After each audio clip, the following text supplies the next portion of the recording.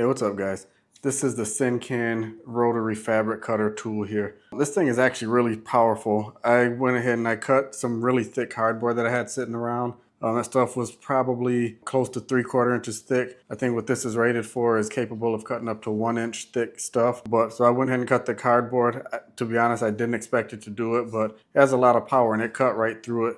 So I cut it short ways and then I turned the cardboard and I cut it long ways just to see if it could keep up with the friction and cut all the way down, and it did a good job with that. And then I also went ahead and cut some carpet to see how good it was with that, and it cut right through the carpet with no problem too. So it is a fabric cutter, but I think it's really good for me for like breaking down boxes. I get a lot of products and things in the house, so it's a really cool tool. It comes in a box that I'm keeping sitting around as a case, but it has 2 blades here that it comes with. One is pre-installed and then another one just in a plastic wrap in the box. If you can see that little pink thing there, it's like a wheel sharpening stone that they have pre-installed in there. So it's pretty cool setup. So it sits in there right up against the wheel. So just like if you had like to sharpen your kitchen knives, kind of same concept, except it just sits there all the time to keep your blade sharp. So that's really cool. So you get an extra one of those. You get a single battery and a single charger with it. Then on the bottom here, it does have